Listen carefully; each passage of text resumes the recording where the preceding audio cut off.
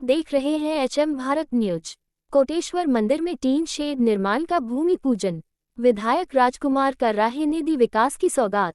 लांजी, बालाघाट। विधायक राजकुमार कर्राहे द्वारा क्षेत्र एवं नगर में निरंतर विकास कार्यों की सौगात दी जा रही है।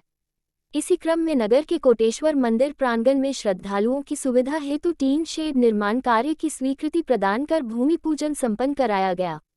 इस निर्माण कार्य को नगर वासियों द्वारा एक महत्वपूर्ण और उपयोगी उपहार माना जा रहा है। टीन शेड के निर्माण से अब मंदिर परिसर में भंडारा, धार्मिक कार्यक्रम एवं अन्य आयोजन सुचारू रूप से संपन्न हो सकेंगे।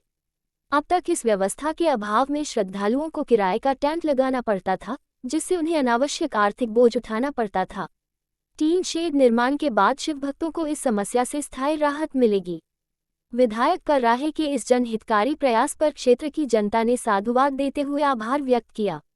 इस अवसर पर विधायक ने कहा कि शीघ्र ही नगर के प्रमुख तीर्थ स्थल गांगजी राजा मंदिर तक पहुंचने के लिए नदी पर पुल एवं सड़क मार्ग का निर्माण कराया जाएगा। इससे वे श्रद्धालु भी मंदिर तक पहुंच सकेंगे, जो अब तक मार्ग के अभाव में दर्शन से वंचित रह जाते थे। कोटेश्वर धाम एवं गांगजी राजा मंदिर के विकास से क्षेत्र के धार्मिक एवं सामाजिक जीवन को नई दिशा मिलेगी। विधायक द्वारा दी गई इस नई सौगात से ग्रामीणों एवं नगरवासियों में हर्ष की लहर व्याप्त है। Report Hemraj Singh Banafre, state reporter, Madhya Pradesh. Lanji, Balaghat. अगले वर्ष कोटेश्वर महोत्सव महाशिवरात्रि के पावन पर्व मनाया था, तो माननीय मुख्यमंत्री जी ने भी कुछ घोषणाएं किया था, जिन घोषणाओं में हमारा कोटेश्वर मंदिर से लेकर गांगी राजा से लेकर अपनी लप्पा चिरोरा सड़क तक की एक बड़ी पुलिया जो होगी सोन नदी पर बन के तैयार होगी। तो ये जो रास्ता है ये अच्छी तरीके से सुगम हो जाएगा और बरसात के दिनों में जो हमारे गांगी राजा जो नहीं जा पाते थे वो भी जा पाएंगे। यहाँ से मुश्किल से दूरी उसकी 4.5 से 5 किलोमीटर की और एक बड़ा पुल उसमें आता है। अगर वो बन के तैयार हो जाएगा तो ये मानिएगा कि 7 से 8 मिनट में हम कोटेश्वर मंदिर से गांगी राजा पहुँच जाएंगे। तो ये पर्यटन के रूप में भी हमारा लांजी विधानसभा क्षेत्र का विकास होगा और बड़ी संख्या में यहाँ पे पर्यटक आते थे, तो उनके बैठने के लिए अच्छी व्यवस्था यहाँ पर नहीं थी। इस कारण से हमने यहाँ पर अपने गौंड खनिज मद से 45 लाख रुपए का ये 60 बाई 100 का एक बड़ा शेड दिया है, जिसमें अच्छे तरीके से मंच बना रहेगा, पीछे में सुलभ शौचालय वगैरह रहेगा, जो बात की प्रोसीजर में। लेकिन अभी ये जो शेड बन के तैयार होगा तो बरसात के दिनों में जब सावन मास में कांवड़ यात्री हज़ारों की संख्या में यहाँ पे आते हैं, उनके उठने बैठने के लिए लोग भंडारा करते हैं, उनके उठने बैठने के लिए राहगीर आते हैं, उनके रुकने के लिए ऐसी व्यवस्थाएँ बनेगी। सामने का जो हमारा जहाँ पर शमशान घाट था, इसको भी हम लोग नए रूप से डेवलप कर रहे हैं, इसको भी नया गार्डन बना रहे हैं, शमशान को थोड़ा आगे लेके जा रहे हैं। और यहाँ तक की जो सड़क आएगी हमारी इस योजना में, ये 2 लेन सड़क आएगी, दोनों तरफ पे पथवे बनेगा, सड़क बनेगी, बीच में डिवाइडर होगा। और जिस तरह से महालोक उज्जैन के अंदर में बना हुआ है, उस तरह से हम कोटेश्वर लोक की परिकल्पना करते हैं और पूरी तरह से इसको अच्छे तरीके से डेवलप करेंगे। और सिर्फ लांजी नगर ही नहीं बल्कि आजू बाजू के क्षेत्र के गाँवों का भी आप लोग देख रहे हैं कि सड़कों का विकास हो रहा है। गाँव से गाँव को जोड़ने वाली सड़कों पर हमने बहुत ज़्यादा फोकस किया है।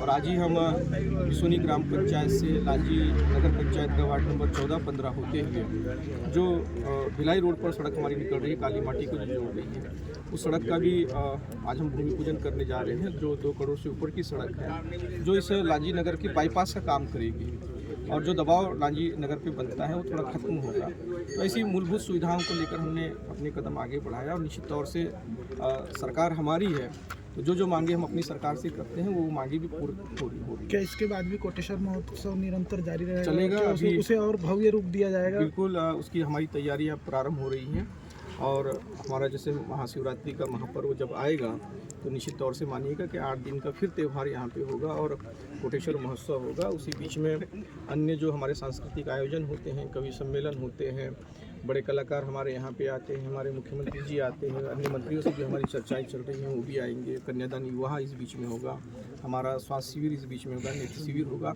तो ये जो भव्यता जब आती है तो निश्चित तौर से गाँव का विकास बढ़ता है और हमारा नगर का विकास भी अनवरत आगे बढ़ेगा। हमने इसका भी एक मॉडल तैयार करके रखा हुआ है कि चारों हमारी जो सड़कें हैं, मेन सड़क को छोड़ करके भी जो चारों सड़कें जो है हमारी जो 80 फीट की लगभग उनकी चौड़ाई है, उन सड़कों पर आगे जो हमको करना है, जहाँ डिवाइडर बना है, नगर पंचायत ने बनाया है, उसको आगे हमको आगे बढ़ाना है। काशी इधर पर हम जाते हैं तो निमटोला के आगे तक के हमारा डिवाइडर जाएगा, इधर कोटेश्वर मंदिर तक के हमारा डिवाइडर आएगा। बालाघाट रोड को भी हमने सोच के रखा हुआ है कि इसको हम नागझिरी तक के लेके जाएंगे। अभी हमने विशेष निधि में जो हमारे पास पैसा बचा था, उसमें अंदर नागझिरी के 280 मीटर से लेकर उस चौराहे को डेवलप करना और उसको काशी हमारा गुजी जो बाज़ार लगता है उस तक भी जो रोड को हम लोग बना रहे हैं, ताकि वो एक बाईपास वो भी हमारा होगा जो बाज़ार को जोड़ेगा सीधे। वो हमारी 5 मीटर की सड़क होगी। आपके कहने का ऐसा है कि अब जैसा लोकल से लांजी से आप विधायक बने तो आप लांजी को विशेष दर्जा देके और ऊपर उठाएंगे? नहीं, सिर्फ लांजी नगर ही नहीं, नगर को आपकी मंशा के अनुसार? बिल्कुल नहीं, लांजी नगर ही नहीं बल्कि हमने सब तरफ में हमने सोच के रखा हुआ है। बड़ा स्टेडियम हम यहाँ पे लेके आ रहे हैं लांजी नगर के अंदर में। किरनापुर में हम बड़ा स्टेडियम बनाने जा रहे हैं। सर्व समाज का 1.5 करोड़ रुपए का 2 मंगल भवन हम लोग बनाने जा रहे हैं। आने वाले समय में वो दिखेगा। जो हमारा काली मंदिर का परिसर है वो वहाँ पर एक, और जो हाई स्कूल का वहाँ का परिसर है किरनापुर का वहाँ का एक। हम भानेगांव को भी सेंटर मान करके भानेगांव में भी आने वाले समय में हमारा जो सामुदायिक भवन होगा वो हम बनाने की तैयारी कर रहे हैं। स्टेडियम देने की तैयारी कर रहे हैं। फिर अन्य गाँवों में जहाँ पर high school, higher secondary school है, जहाँ बड़े ग्राउंड हैं, उनमें भी हम लोग स्टेडियम डेवलप करने की हमने कुल मिलाकर देखा जाए तो आपने एक विकास का मॉडल तैयार करके पूरा रखा है। एक हमारा विधानसभा का विजन डॉक्यूमेंट्स है और उस पर हम लोग लगातार काम कर रहे हैं। हमने जो तय करके रखा हुआ है कि इन 3 सालों के अंदर हमारा जो high school, higher secondary school है, कहीं पर भी मैं गया था कुछ कक्षाओं में, जैसे रिसेवाड़ा में गया था, वहाँ पे हमारी 9th क्लास 10th क्लास की बच्चियाँ नीचे बैठती, टाट पट्टी पे बैठती। हमने तय करके रखा है कि 2-3 साल के अंदर में हमारा कोई भी 9वीं कक्षा में जो बच्चा जा रहा है वो टाट पट्टी में नहीं बैठेगा, उसके बाद टेबल और बेंच होगा। कोई भी ऐसी कक्षाएं नहीं होगी high school, higher secondary school की जहाँ पर एक कक्षा को 2 कक्षा बना करके हमारे बच्चे बैठ रहे हैं। सबके पास में हर सेक्शन का अलग अलग अपना क्लासरूम होगा, जहाँ 4 की आवश्यकता है, 5 की आवश्यकता है, 6 की आवश्यकता है। इन 3 साल के अंदर पूरा करेंगे।